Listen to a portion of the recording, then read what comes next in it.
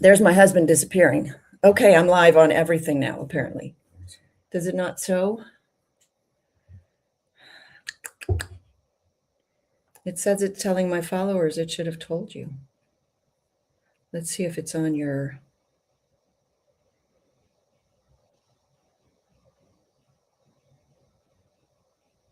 There, right there. Hey everyone. Uh-oh, now we're going to get terrible feedback or whatever. Okay, let's see. All right, so I'm doing, this is really weird because I can't see everything on my camera because I put my camera up next to my other camera.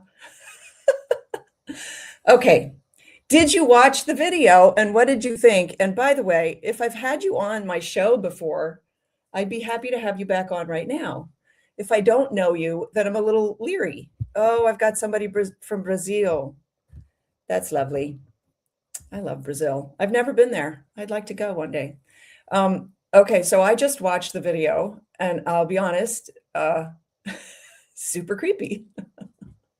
But I've never been good at watching myself do much of anything. So it's no surprise that I found it kind of creepy. But I'm happy to talk to you about your comments. Miss you too, Tina. Lovely. And Dan, thank you for finding me. And all of you people. Oh, there's my husband. See, the problem is I can't see it because I've totally jerry-rigged this stupid thing. Wait, I'm just going to move this over so that I can see it some more. There. Now I can see you. And you got a better glimpse of my whole studio. So I got two cameras going because Instagram just logged me out. And then I went on Instagram to try to log in because you can only go live on Instagram if you get the key live on Instagram on StreamYard if you get the key from your computer app. And so I went on the computer and it won't let me log in. So I said, okay, so redo my password. So it redid my password and it logged me into Kevin's Instagram. So now my Instagram only exists apparently on my phone. It's the weirdest thing. Thank you for that comment that those 8 minutes just flew by. I will tell you, I've got like, what's the word? Okay, I'm not going to say post whatever, but when I was doing the talk, I was very, very ill. I was so ill. It was literally all I could do to get through the talk. I actually, truth be told, I dropped a line because as I reached the end of the talk, like I knew that I was almost done, and then I like hurried and I dropped a line. It's like, oh, I'm almost done. I was so sick that day. And I will say that everybody in my group, and I think they've developed a playlist. So if you just let it play further, it'll play some of the other speakers or all of the other speakers in my group, in my flight at TEDx Lake Mary. You can see them all. And it was such a diverse group, crazy, different topics. It was very cool, I have to say. It was a really great experience. Hey, Kelly, thank you for joining me here. And I recommend it. It's a great way to hone your message. TEDx sort of prides itself on the message being very simple, one action step. And so that's why you didn't hear my whole tirade about why homeschooling is so much better than public schooling, because they want you to hone in on one simple idea to change the world, one simple idea worth sharing. I think that's like their tagline. And then give a single action step to the audience so that this one step will at least get them on the path. And I love that. I love that about TED and TEDx. And so that's what I did. I honed it down. And it was very good for me also to focus in on that one point. Children are naturally curious. And so if I were to elaborate on that, for instance, if I were to do a second TEDx, I would focus on the fact that children are naturally curious and therefore they will naturally learn. And we've lost our faith in our children because the schools have trained us to think that school is necessary for learning. And it so isn't. It's not even close. Not even close. School impedes learning. School inhibits learning. School is a deterrent to learning, actually. And honestly, for a few people, this is why we believe in school, because there are those few, maybe as much as 10%, although I'm going to say probably less than that, much less than that, actually. The anxiety provoking environment, the competition, the testing, the grading, the teacher-student relationship. There are a few children who thrive in that environment. I was not one of them. Thank you for the comment. You are a rock star. I love that. Thank you. Very kind. So, such a great point. Yes, curiosity is absolutely inborn, a tremendous gift from God. One has to do something to disinterest kids from learning. True. So for the parent to work with that and not against it is so brilliantly stated by you. Thank you, Michelle. I appreciate that. Such a difficult concept to embrace because we've all been trained. We've all been trained in school. And that's why in the talk, I talk a little bit. I mean, I had 8 minutes, right? But I talk a little bit about how how these lessons had been ingrained in me from a very young, and by the way, from a very young age. Like, here's the thing. If you've got small kids, just don't put them in school. Don't do it until, like, think that maybe by the age of 10, you'll put them in school. Like, but seriously, consider a 5-year-old doesn't need school. A 6-year-old doesn't need school. A 7-year-old doesn't need school. In fact, they don't even need to read. They just don't. They're children. 8 years old, yeah, maybe sit down with the 8-year-old and say, hey, it's time you learn to read. You're growing up. You need to take some responsibility for your life. And part of that is learning to read. Like it's part of a thing, right? But we don't approach it like that. We approach it like, wow, how soon can I drop my kid off at daycare? And we're entrusting our children, our very pride and joy, to strangers. So I'm not going to go into all the horror stories of daycare, but there are lots of them. Steve writes, the average preschooler asks 400 plus questions daily, but only a few short months in a classroom is enough to convince most children that learning is not fun and the world is not an interesting place after all. And that is tragic. Totally agree with that.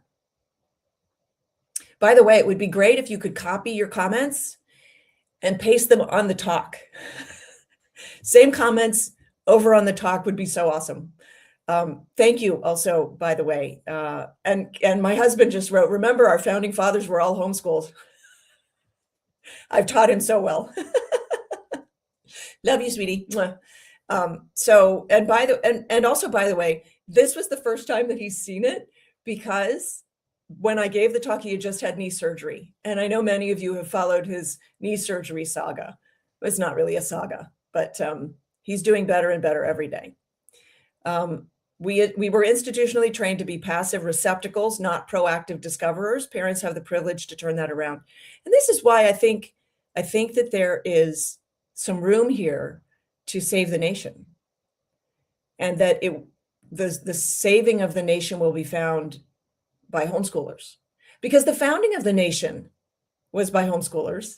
So of course, turning this around would be by homeschoolers, because they're the people who can think outside the box. And I'm talking like metaphorically, but also physically, like they can think outside the school walls. When you go to school, you're trained to think inside the parameters. So for instance, if the teacher gives you a problem to solve, and the solution is like the car, I'm not going to come up with a good example, but the solution is something that is sort of outside the parameters of what she's willing to engage with.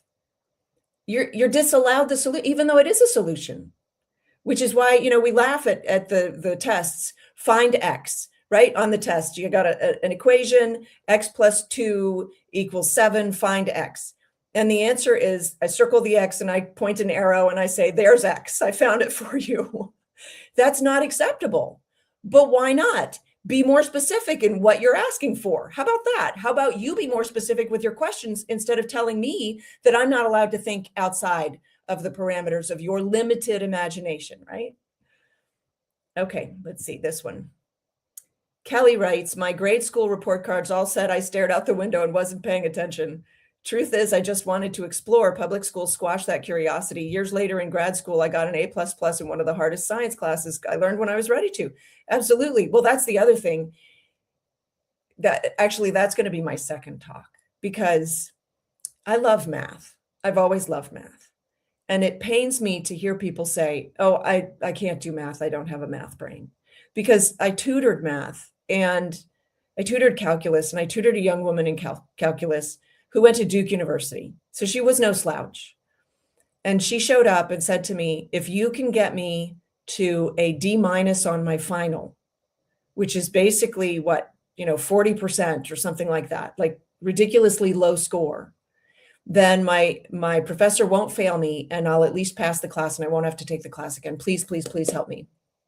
And I said, okay, let's see what we can do, thinking this was going to be an abysmal failure because because she just thought she was stupid. And I tutored her to a B+ on the final. The professor wrote her and said he had never seen such improvement in a student. Well, of course he didn't. If he was condemning the students that for some reason didn't learn well from him to failure, if he was just condemning them because because he was incapable of communicating with them, then of course he wouldn't see improvement in his students. I never got a chance to talk to him. I wasn't as bold then as I am now. But my point is, she had been convinced that she was a loser. And that's the last thing that we should want to have happen for our children. Ever. My son had learned his geometric shapes, and on a 3rd grade test, it asked, what shape is the world? His answer was sphere. It was counted as wrong because the answer was a circle.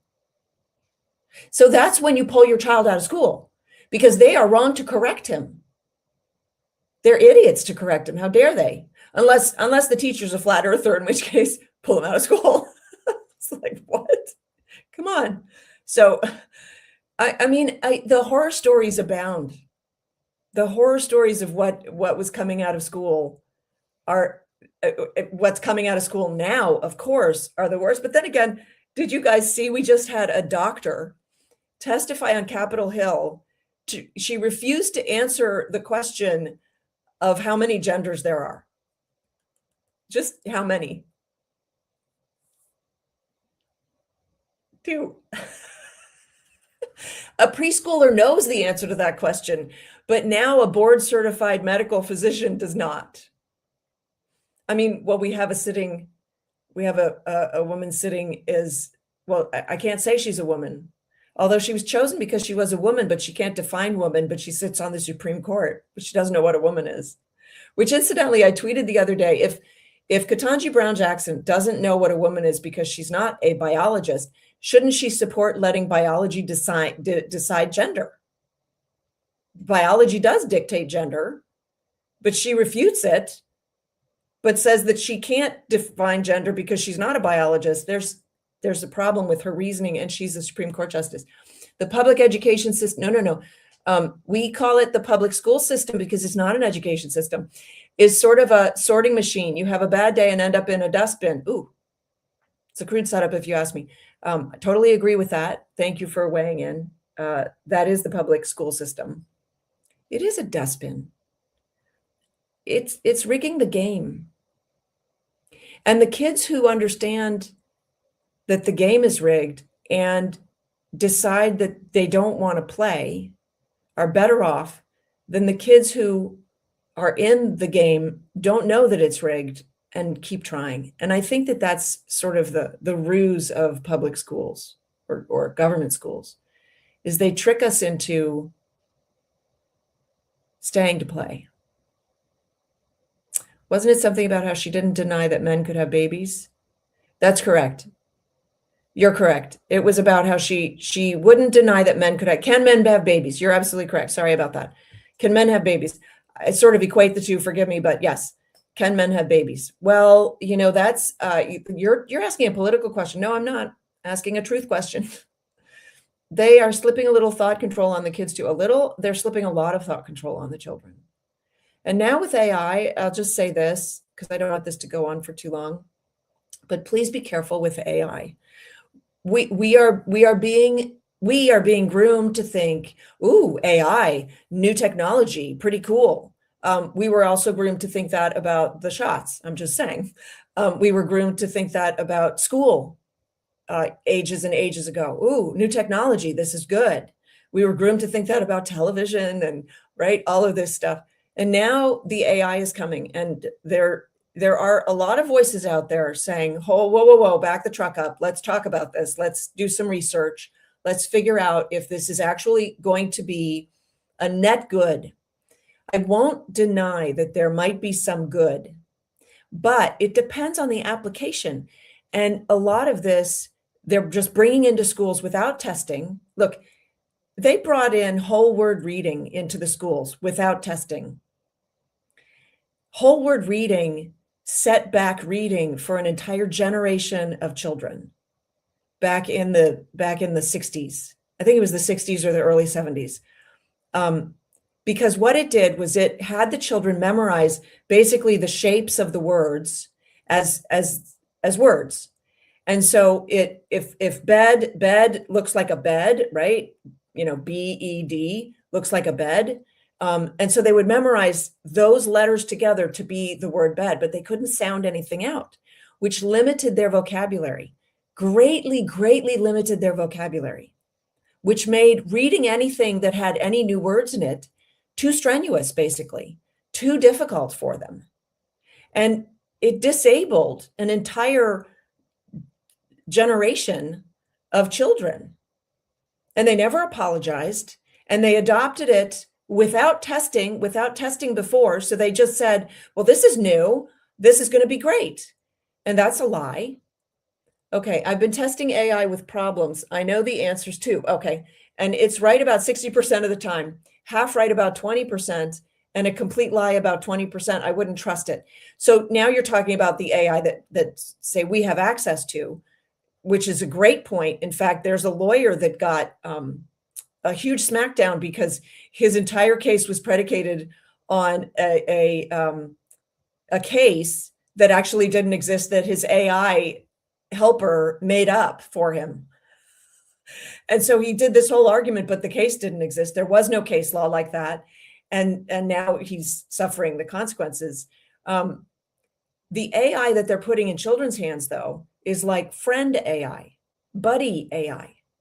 And we've already seen that there was an AI program, it's a Google chatbot thing that convinced a young man to commit suicide, I think, or perhaps somebody else to kill his parents. Like it's evil. It got evil with him. There's a court case about this right now. And we are because technology evolves so quickly, we're hurrying to get it out there to go see it and stuff. I just think that we're playing a very dangerous game with our children.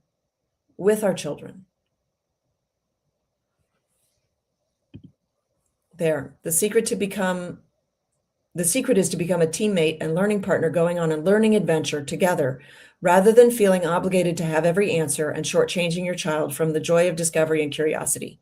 You nailed this, Sam. Thank you for working Inconvenient Truths.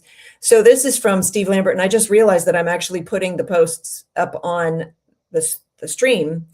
And Steve Lambert is one of the co-creators, I think I can say, of 5 in a Row, which is a curriculum for smaller children that's phenomenal, that rocked my world when I first found it and made me wish that I could zap my children back to being younger again. And he gets it. He understands, and he's been in this game for a very, very long time, the education realm, I will say. So let's see. These are the long ones. So I guess, as you're describing, it breaks my heart that so many children feel debased by the system. My mom, now 88, taught for 30 years in an earlier era. She became a teacher precisely to help children discover the joy of learning you described in your talk. However, she found it hard to accomplish due to the monolithic nature of the system. Her end of career summary, that even when teachers desire real discovery for kids, by grade 3, that inborn curiosity had been suffocated by the system. Yeah. Yep. No kidding. Now the problem is I don't know how to get it off. Hide. There we go. Oh, look at that. I did it.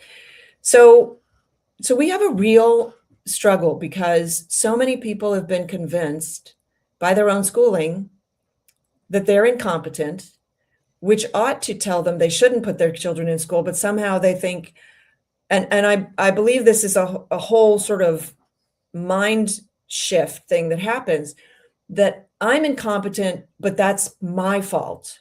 It's not the system's fault.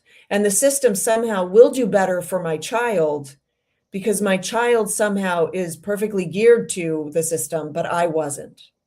Does that make sense? And it's wrong. It's a complete lie.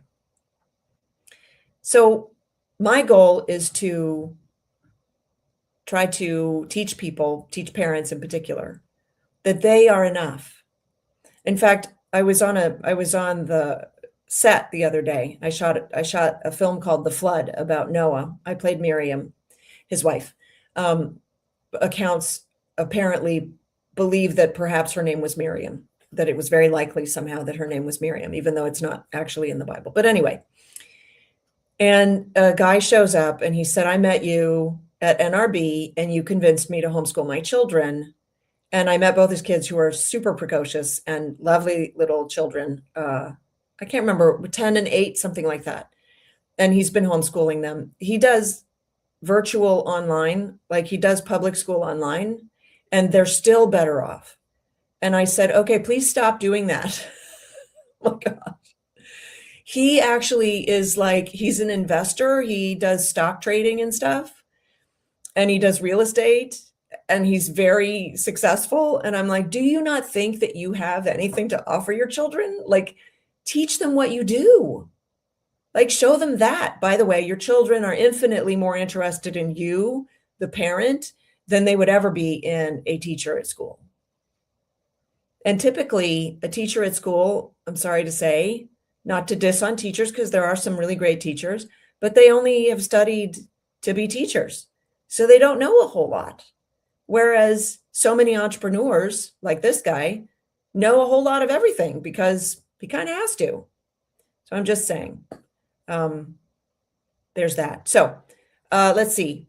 Thank you so much for joining me for this. It's been a pleasure chatting with you all.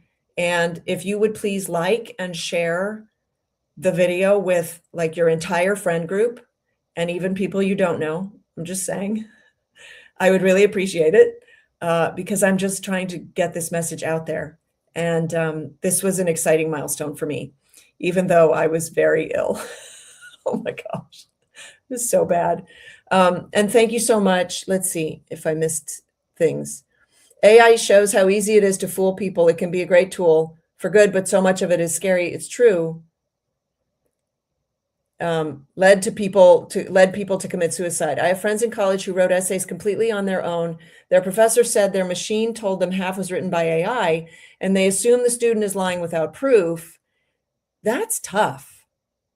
Like, I don't even know what to do with that. And the problem is, these days, I mean, we can totally get into this. We've got a real problem with all of the fraud that's happening in the daycare centers, Somalia, whatever, all of that stuff. And this idea that if you game the system and you cheat, you will win in the end and you'll be better off, when anybody who's lived any length of time knows that cheating feels bad and you feel bad, which means you're going to have a bad life. we've got a big problem with AI because all the kids are going to start using it. They'll never write. And ladies and gentlemen, I'm here to say writing is thinking. So when you write, it forces your brain to think, to process. I'll tell you a quick story. We had a caregiver come in for my mother-in-law who is ailing. And this was a person who could not think. She could not use her brain. She could not retain a thought. And she passed nursing school.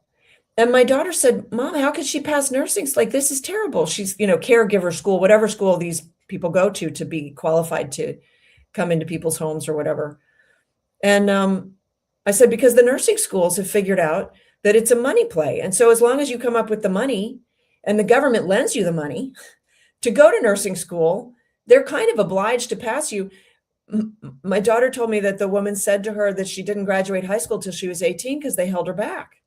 And I'm like, you think? Like, maybe they shouldn't have graduated her. Like, she could not retain a thought. She was sadly very unclever. And that's what we're turning out from our schools. We're turning out children who can't even follow directions anymore. And it used to be who could only follow directions, which was bad enough. Josiah, I'm sorry to hear that about your friends. Let's see.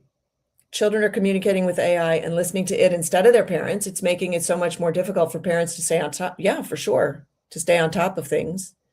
The AI is not the be all and end all that a lot of people are thinking that it is. And parents, you have to get your children off the devices. In fact, what's very encouraging is so many young people, I'm saying Gen Z, right, youth, are like done with their devices. My daughter sadly just took herself off of all social media. I say sadly because that's how I brag about her. Technology is still needed. It's just we have to sort out what is needed and good for our lives. Yes, for sure, Yenny. I agree with that. Sorry, I'm just reading the Instagram. AI writes the essay, then grades the essay it wrote and gives itself an A. Yeah. Yeah, it's true because professors can use AI to grade their things also.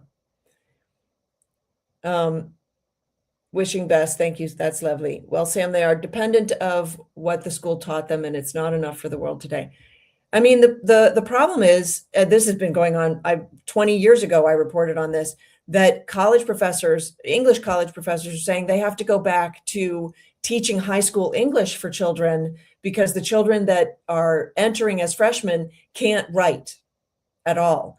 And I will say, I remember learning how to write a standard essay. There's a formula. It's fairly simple, just like there's a formula for the TEDx talk. And by the way, if anybody has any questions about TEDx, I'm happy to answer them.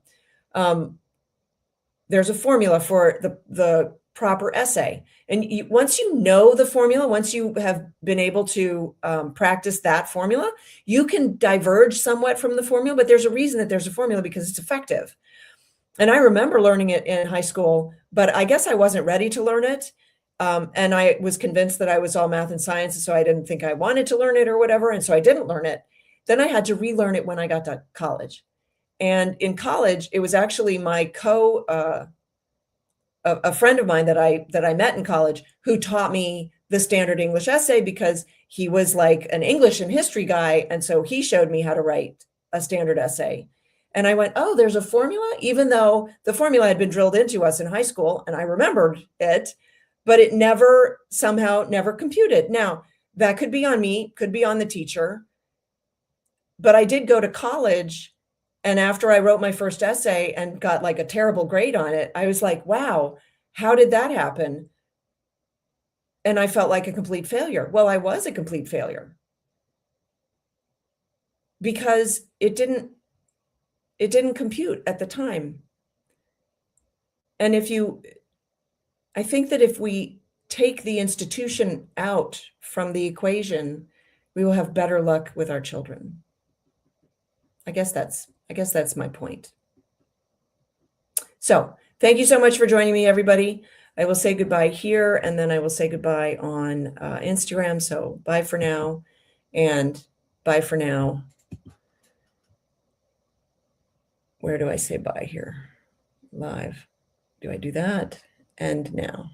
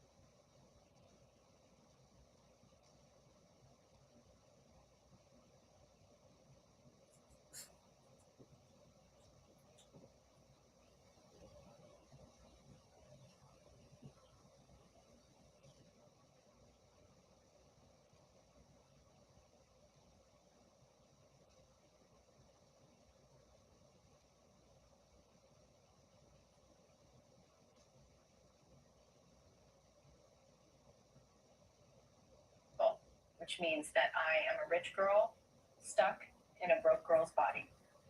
And that is one of the hardest things that I have to deal with in life. So I identify as trans financial, which means that I am a rich girl stuck in a broke girl's body. And that is one of the hardest things that I have to deal with in life.